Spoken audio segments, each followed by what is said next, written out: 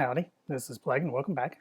Yep, it's been a while since the last episode. Been busy, got sick and whatnot, so it took a while. But I have been busy here. So last time when I left off, I said that I was going to implement the mass storage system that I had developed. And so we'll take a quick look at that today and show you how that goes, and then a bunch of other stuff that kind of went around that. Let's get rid of, my mini map is not going away.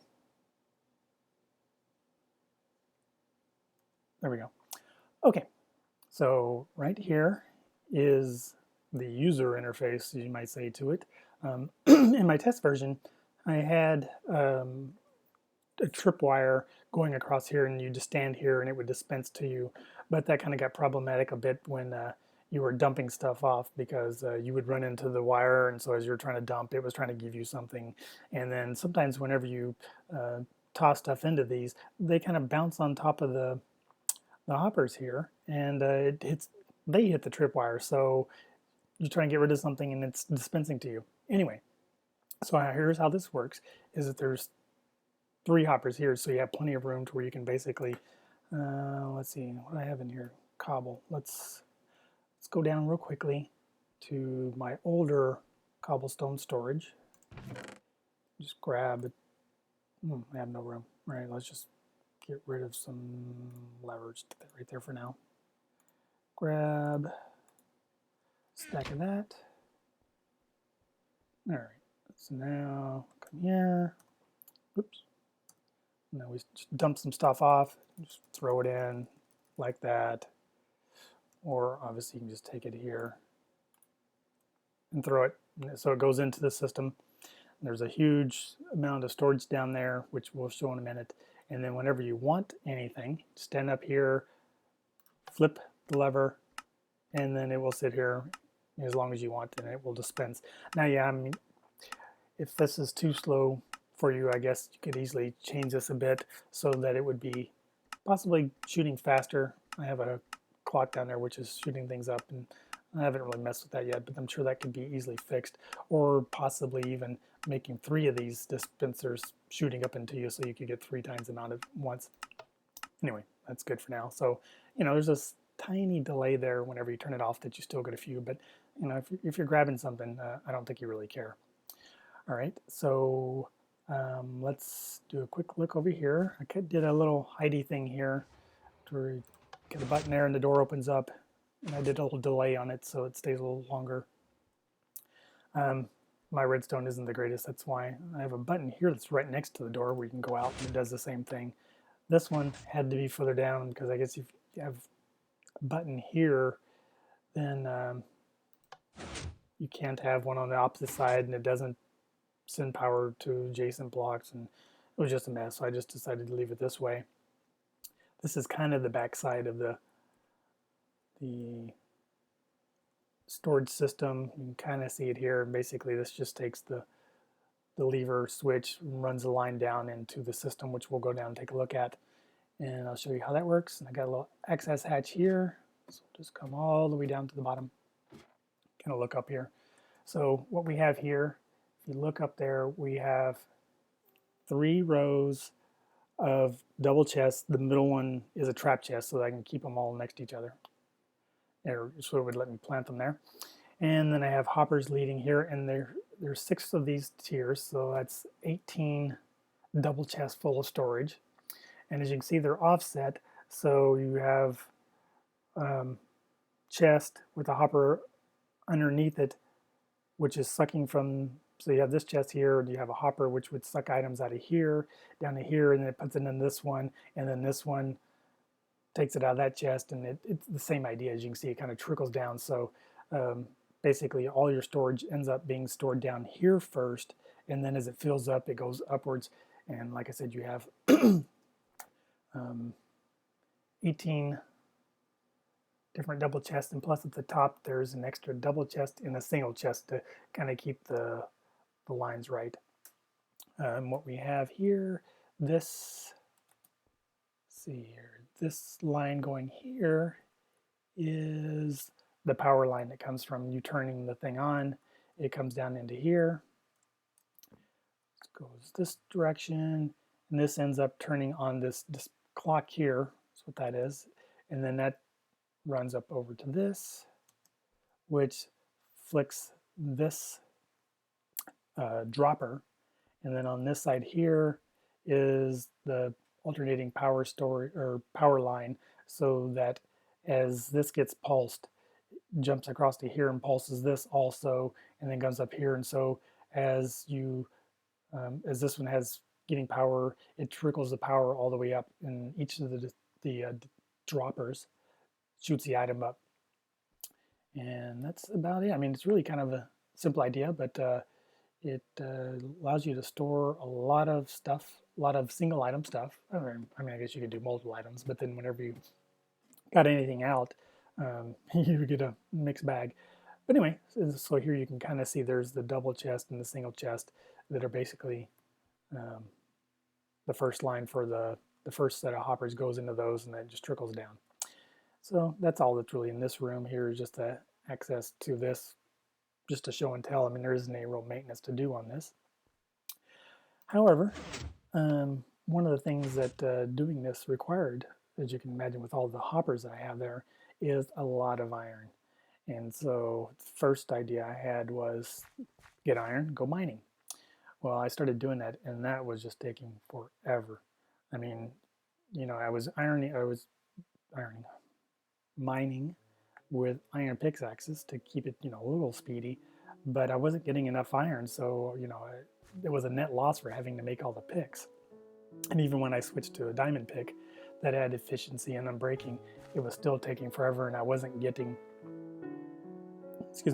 wasn't getting enough iron. So what I did is I went out and I implemented a basic version of Doc M's Iron Golem farm, and down here you can see the end result of it is that iron golems drop in through this hole here, and we'll go up and look at the rest of it to see what I've got implemented. But then there's a tripwire down here that whenever one falls in, these sticky pistons here push blocks into their heads and they suffocate. Now I know in Doc M's version, he has them running through lava blade and whatnot, and I could have done that, but I just didn't want to mess with lava. It was treacherous enough building the farm, so I just decided that this was good enough, because if you just sit here and go AFK for a while, or you're working in the area, then you don't really need anything fast. You see when they die, jump up real quick, you can see there's 4 hoppers down there, which basically all lead into this double chest here. I put these half slabs here because sometimes when they died, they were dropping their iron and their flowers like right on here, which is sitting here. So this little extra half slab seemed to corral all the drops into the area with the 4 hoppers, and then the double chest here. As you can see, this is after probably, rough guess, an hour, possibly an hour and a half. I think it was probably an hour of all the nice stacks of iron. So this is what allowed me to make all those hoppers that I did. And so I just leave that in there for now.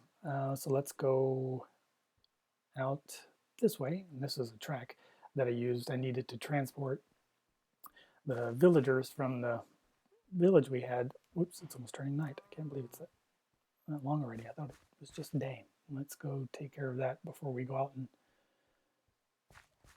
look at stuff. Hopefully this won't go too much longer. It's not quite night yet. So this area hasn't really changed much. I created a few extra storage things here and labeled them. It's still not exactly laid out correctly, or things don't all have the exact same stuff. Anything in dirt, I just use this bottom one as a little storage area, temporary. Go away. Oops. That's where you got some lag. What's going on there? Anyway, so let's see if we can sleep now. There we go. And I know there's some weird things been happening with. I'm on 1.51, and I don't know the rest of you, but I've had no luck in getting Optifine running on 1.51. Even the alphas and whatnot, basically I end up getting huge freezing spikes that just run the game to the ground, and it just doesn't respond. and it's only with, well, I guess I won't say it's only with Optifine, but I think it always does it if I try to install Optifine. And then also I've been having a lot of trouble with Magic Launcher, which I normally use, and it just does not like 1.5 even vanilla. So I'm actually running this through the normal launcher. All right, so let's go back out here. This is the track that I used to bring the villagers in. We'll just go take a look at that real quick. Wow, why am I getting these lag spikes? That is not good. Wow. What the hell? Okay, we'll be right back. Well, sorry about that. I'm not quite sure what's going on there. I ran out of disk space. I have been recording a lot of TV shows and things, and I don't know, maybe it got way more than I expected. So my drive actually did fill up, which is pretty amazing. Anyway, so this is just the line I had that I would grab these villagers from over here, and I think they're all still here. They kind of repopulated as I pulled them one by one. Let's just take a quick look, make sure that there are still people in here. I have been working at night. There we go. So yeah, we still have people, and they all seem to congregate in a few houses. So this is how I got them across, and then there you can see I just did a double tower of Doxim Golem Farm, and I had dirt was my most readily available block, and plus it's a lot easier to manage placing and unplacing, you know, when you make mistakes and whatever, than using cobble, because then you have to wear out pickaxes. So anyways, we'll go up here and kind of show how that's going in. All right, so when you guys can watch Docim's Iron Golem Farm tutorial and see, but this is basically the same thing he did, single tower, though I'm not doing the instant drop shoot and then the tube which he did. I decided I want to keep these kind of far away a bit. I was kind of hoping they'd be high enough that you really see them, but anyway. And these fencing I put here, hopefully that'll take care of it. Basically what I found with nothing here, I was having iron golems actually land on the edges here, and then they were going and walking around here, and so I wasn't getting full, oops, just saw one drop through. I wasn't getting all of the iron golems that were out here flying around. So I put a double stack of fencing here to kind of guide them, and then I put a double stack of fencing there, hopefully so as they're falling, the fencing will help line them up better, and they'll just go straight into the hole, and none of them will land here. And it's been been running for maybe half an hour like this, and that's been working fine. So we'll kind of leave that there, and hopefully that'll take care of everything. Let's see, I think that might be all I've done. Oh, another thing I just want to talk about is next episode we're going to go into the Nether, start building a Nether hub, and then exploring a little bit more. As you know, this is our skeleton farming shack. We have tons of bows and arrows, so we'll be able to take care of blaze and ghast when we go into the Nether. Now that we have iron, we can do a lot of armor if we need. Again, if you remember from our last trip into the Nether, I have my Nether portal hidden over here on this island on the other side. We won't go all the way there. But that's where my Nether portal is. But it's kind of weird is when I moved from Bucket to vanilla Minecraft, something happened with the alignment of the worlds. This portal that's over here, when I go down into it, takes me to the same place that I was used to on the other side, or in the Nether. But when I came back out, it had created another portal way over here on this mountainside, which I think you kind of saw a little bit as we're seeing. See, it's right there. So that is very bizarre. I mean, even giving the alignment of, I think some of the people have shown how you can like link up Nether portals and whatnot. This is definitely from here to over there. Oop, don't hurt a creeper. It's definitely a long ways, and there's no way that both of these should be going to the same common Nether portal, but they do.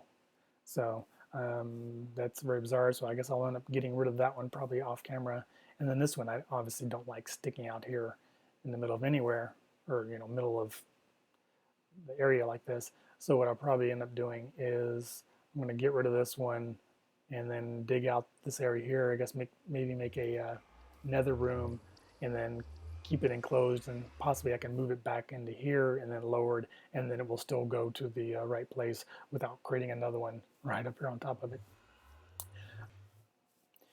Okay, well, I think that kind of brings us all up to date. Let's see. Got the iron golem farm going. Got our mass storage system going, which I showed you that. And I showed showed the iron golems. Oops, see another one back there getting crushed. That's good. So this is be cool, and I left this for now, but I'm not quite sure what I'll do with all these, since most of these are really empty. I only had cobble in here, but now I can put them here, and that'll be nice. I think that will be it for now. Hopefully that'll be a nice shorter episode than normal. And like I said, next time we'll go into the nether and do a little trip there, start on a nether hub, maybe do some exploration for some nether quartz, because we do need to do a light sensor for fixing all of our lights that we had outside that used to be handled by my my bucket plug-in red time, as I showed in the previous episode. Anyway, I hope you enjoyed this quick little update, and until next time, have fun.